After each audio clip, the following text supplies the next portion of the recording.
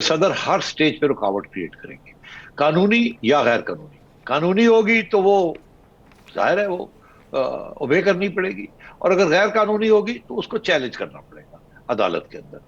और वो करेंगे। इसीलिए आपने देखा अभी भी उन्होंने कुछ ऐसे इकदाम किए हैं जो कि गैर कानूनी है, इन्होंने चैलेंज किया उसको। और और अब एक तो सिचुएशन ये हुई गवर्नर के बारे में कि उन्होंने पहले गवर्नर को ये कहा था कि जी गवर्नर हम इस गवर्नर को निकालें। तो उसके उन्होंने पहले 15 दिन ले लिए, फिर 10 दिन ले लिए, जो कि आइन के मुताबिक इजाजत थी। मगर उन्होंने चेंज नहीं किया उसको, उन्होंने निकाला नहीं उसको। तो हम्म। इसलिए मतलब है कि वो या तो पीडीएम वाले या नून लीग वाले अदालत में जाते और कहते कि प्रेसिडेंट ने ये नहीं किया, और कंटेम्प्ट की जाए। या वही रास्ता, ये वो रास्ता था जो कि आपको याद होगा जब चीफ मिनिस्टर की इलेक्शन का जो मामला था, गवर्नर जो था वो ओथ देने से इनकार कर रहा था, जी। हालांकि आइन के मुताबिक ओथ देना था। तो हम्म। फिर लाहौर हाई कोर्ट ने, जज साहब ने कहा जी कि ठीक है, स्पीकर आके, असेंबली का स्पीकर आके ओथ ले ले, ये नहीं लेते। हालांकि वो कह सकते थे कि आपने तौहीन की है, आपने आइन को तोड़ा है, या नहीं मानी आइन की बात, मगर उन्होंने संभाल लिया, उन्होंने कहा ठीक है आप नहीं करते तो हम किसी और से करा देते। इसी तरीके के साथ अब आपने देखा कि जब प्रेसिडेंट साहब गवर्नर को रिमूव नहीं कर रहे, तो इन्होंने ये फैसला कर लिया है कि जी हमने तो अपना गवर्नर अपॉइंट करना है। और उसकी उन्होंने एप्लीकेशन दे दी है प्रेसिडेंट साहब को कि ये नया गवर्नर होगा। प्रेसिडेंट साहब लेके बैठे हुए हैं उसको, कोई कार्रवाई नहीं कर रहे। इन्होंने इन द मीनवाइल ये फैसला किया है कि जी हमने गवर्नर जो है वो 25 दिन के बाद उसका कोई हैसियत नहीं है, और नोटिफिकेशन इशू कर दिया फेडरल गवर्नमेंट ने हम्म। कि जी अंडर द लॉ प्रेसिडेंट साहब करें या ना करें, 25 दिन के बाद हमारा हक बनता है अपना कर लें। हमने पूरा इंतजार किया, इन्होंने नहीं किया, हमने कर दिया, खत्म हम्म। हो गई बात। हम्म। तो अब उन्होंने गवर्नर की छुट्टी करा दी है, मगर नया गवर्नर नहीं लग सकता जब तक 25 दिन ना हो। वो अभी 25 दिन हुए नहीं है। तो इन द मीन वाइल इन्होंने जाके फिर पंजाब हुकूमत ने जाके गवर्नर हाउस को सील कर दिया है। मगर साथ साथ ये भी कहा है, जजमेंट के इन्होंने जो नोटिफिकेशन दिया है कि एक्टिंग गवर्नर जो है वो चौधरी परवेज इलाही बन सकते हैं एक्टिंग गवर्नर। ये बड़ी इंटरेस्टिंग एक चीज बन गई कि हम्म। ये तो नहीं चाहेंगे कि चौधरी परवेज इलाही जो है वो एक्टिंग गवर्नर बने। वो तो और गड़बड़ कर सकते हैं अगर वो गड़बड़ गवर्नर बन गए तो। मगर बड़ी दिलचस्प बात यह है कि उन्होंने कहा, कह दिया नोटिफिकेशन के अंदर कि आइन के मुताबिक एक्टिंग गवर्नर जो है वो स्पीकर लगता है। अब स्पीकर तो चौधरी परवेज इलाही है, जी। और चौधरी परवेज इलाही के ऊपर वोट ऑफ नो कॉन्फिडेंस का भी एक मोशन मूव हुआ हुआ है। हम्म। और आगे से ये कुछ लोग समझते थे कि चौधरी परवेज इलाही जो है फौरन जाके गवर्नर हाउस में जाके बैठ जाएंगे, क्योंकि वो बन गए हैं, और वहां से जाके फिर साजिश करेंगे। जी। मगर दिलचस्प बात यह है कि उन्होंने ये फैसला किया मैं तो जाऊंगा ही नहीं। जी। अच्छा वो क्यों?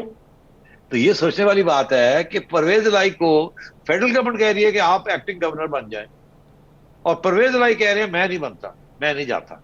जी। तो इसका चक्कर क्या है? इसका चक्कर ये है कि अगर परवेज इलाही साहब एक्टिंग गवर्नर बन जाते हैं, इसका ये मतलब है कि वो जो नोटिफिकेशन है ये वो उसको कबूल कर वो लेते हैं। उसको कबूल कर लेंगे। Yes, yes, yes. हाँ, अगर वो कबूल हो गया तो जो करंट गवर्नर है इसकी छुट्टी हो जाएगी। जी। वो जाहिर है उसका तो यही मतलब है कि फिर ये गवर्नर नहीं रहा।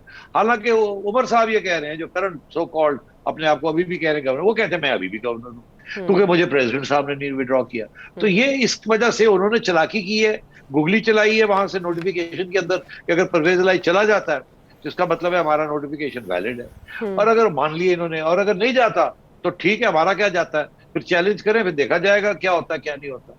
तो ये सिचुएशन बनी हुई है यहाँ। और वो जाहिर है हमने ये भी सुना कि वो गवर्नर साहब, एक्स गवर्नर ओबर साहब जो है वो अप्रोच करना चाह रहे हैं हाई कोर्ट को।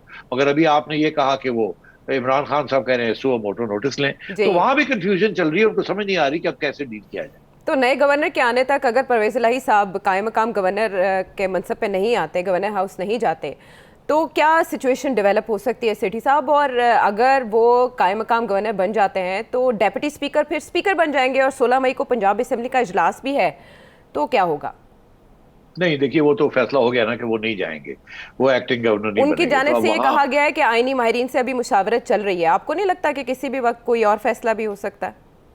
हाँ, वो मेरा ख्याल है इंतजार कर रहे हैं कि क्या ये जो क्या इसको अपील की जाए या इस नोटिफिकेशन के खिलाफ, या क्या किया जाए।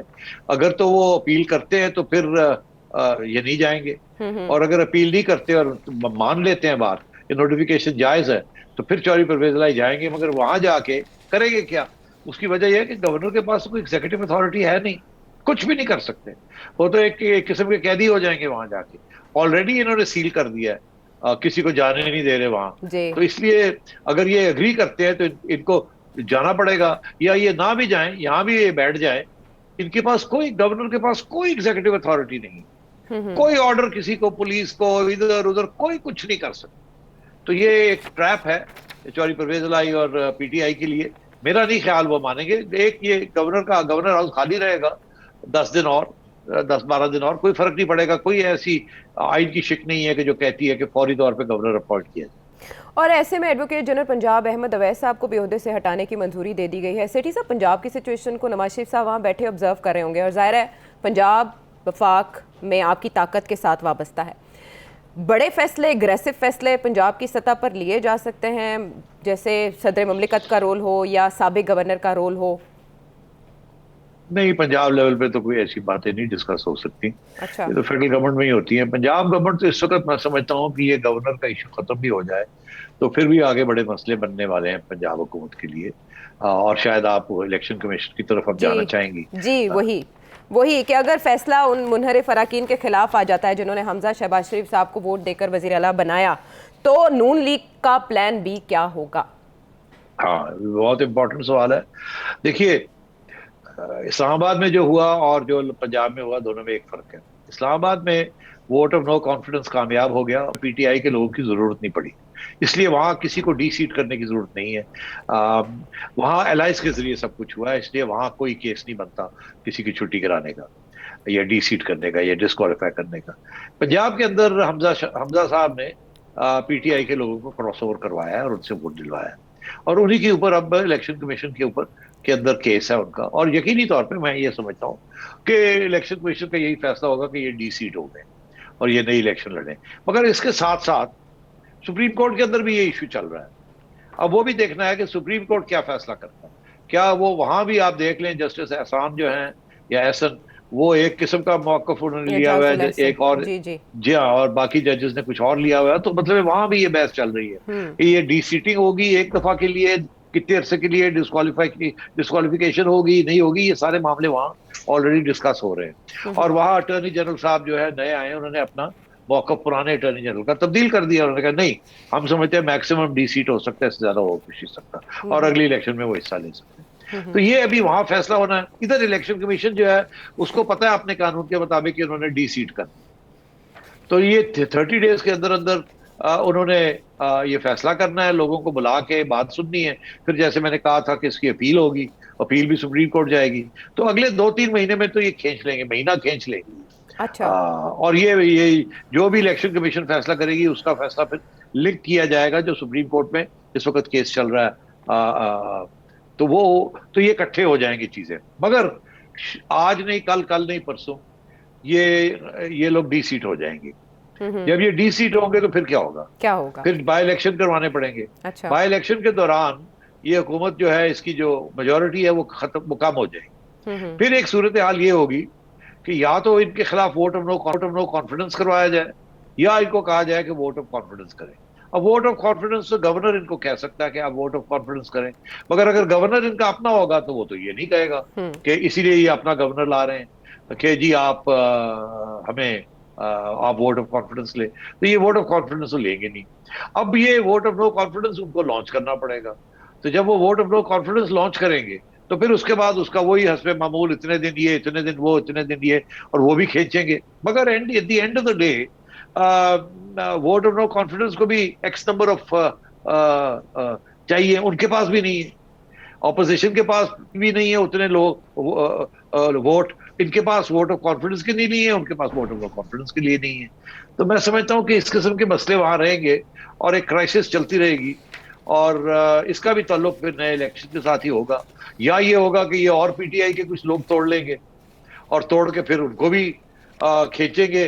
कोशिश इनकी ये होगी कि जल्दी से जल्दी बाई इलेक्शन कराए जाएं, और बाई इलेक्शन करवा के और नून लीग जीते या पीटीपी पीडीएम के लोग जीते और अपने आप को अपना वोट ऑफ कॉन्फिडेंस जितने नंबर चाहिए वो पूरे कर ले। तो ये बिल्कुल मुमकिन है कि 20-25 लोग जल्दी से वहां से जैसे डी सीट होते हैं ये पीले शीले ना करें, ये फौरन बाई इलेक्शन अनाउंस कर दें उन सीटों के ऊपर, और उतनी देर तक खींच लें गवर्नर के साथ, और वो ये चीजें चलेंगी आगे जाके। तो इस दौरान हमजा शहबाज कितने बड़े फैसले ले सकते हैं पंजाब की सतह पर? क्या उन्हें कमजोर वज़ीर आला तस्वुर किया जाए? मेरा नहीं ख्याल कोई मेजर फैसले कर सकते हैं। ये सूढ़ी वहां यही पड़ी रहेगी कि आप कैसे सरवाइव करना है। एक दफा सर्वाइवल पक्की हो जाए तो फिर उसके बाद देखा जाएगा कि जी कैसे आगे कोई बड़े फैसले करने हैं या नहीं करने, और अगले 2-3 माह में ये पक्के नहीं होने। इसी तरीके के साथ इस्लामाबाद के साथ जो तल्लक है ना पंजाब का, अगर इस्लामाबाद में ये फैसला होता है कि जी आगे हम इलेक्शन की तरफ जा रहे हैं, फिर तो पंजाब में भी इलेक्शन होगी। और अगर ये फैसला होता है कि वहां हम इलेक्शन की तरफ नहीं जा रहे, तो फिर ये फैसला होना पड़ेगा कि पंजाब को कैसे करना है, और वो उसका यही तरीका है कि बाई इलेक्शन करवा के अपनी मेजोरिटी क्रिएट की जाए और आगे खींचा जाए।